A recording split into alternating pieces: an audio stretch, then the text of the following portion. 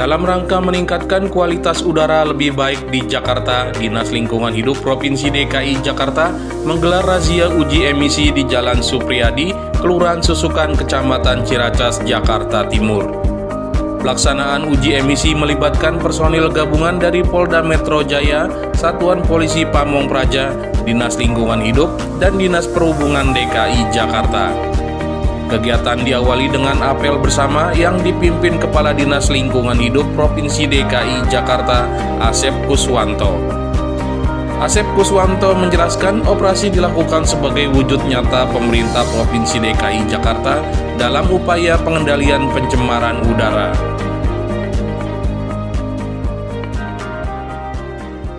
Jadi kita kolaborasi Dinas Perhubungan, Kepolisian, dan Satpol PP. Dan tadi udah sasarannya udah kita disampaikan Pak Tamu juga, itu sesuai dengan kajian ya, bahwa kendaraan berat ya khususnya truk bus itu berbahan bakar solar itu penyumbang terbesar dari sektor transportasi, baru sepeda motor, baru mobil pribadi seperti itu.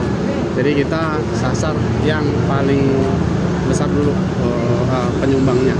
Kegiatan ini kita lakukan sebenarnya untuk mengingatkan ke usaha angkutan agar biarpun sudah lulus uji KIR, misalnya ya KIR udah lulus uji emisi dengan periodenya 6 bulan seperti itu, tapi di waktu 6 bulan ini tetap dijaga perawatannya.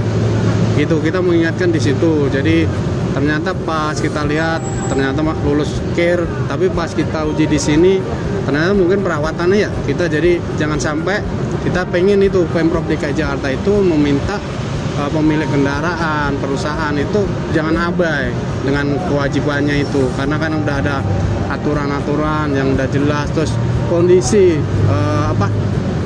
udara DKI Jakarta juga ini kan kalau sesuai dengan kemarin arahan Pak Kementerian Lingkungan Hidup bahwa penyumbang untuk khusus DKI Jakarta itu sektor transportasi. Di Bodetabek sumber tidak bergerak, pabrik dan lainnya. Makanya kami dari Pemda DKI Jakarta itu step-step kita mulai mengingatkan pentingnya untuk terkait perawatan kendaraannya itu.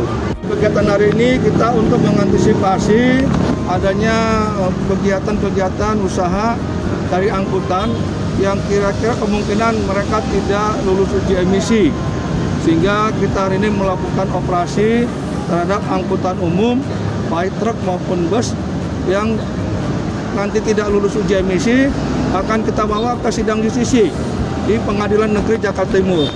Ini kegiatan ini yang kedua. Tahun kemarin sudah kita laksanakan di Jakarta Barat di Daan Mogot.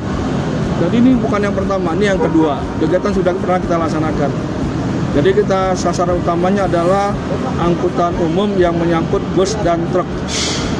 Kegiatan ini 1 hari, nanti sampai jam 12. Pak, teknis penanganannya gimana gitu?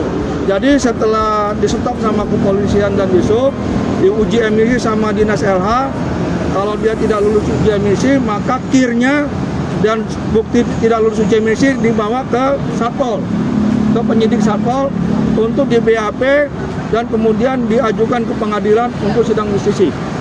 Itu teknisnya. Sanksi terendah dan terberatnya Pak? Terberatnya 50 juta sesuai Perda 2 tahun 2005 masalah pengendalian pencemaran udara. Pak, kenapa sih Pak sasarannya truk dan angkutan di sini Pak? Karena tingkat pencemaran polusinya kalau dia tidak lulus uji emisi perbanding dengan motor tuh jauh. Bisa 1:100 ya katanya ya. Dia penyumbang terbesar. Nah, dia penyumbang terbesar. Jadi penyebab polusinya itu terbesar dari angkutan umum. Kalau dibandingkan dengan motor, selisihnya jauh jaraknya. Uji emisi Pak? Iya benar Pak. Gimana hasilnya Pak? Lulus atau nggak lulus kendaraan Bapak?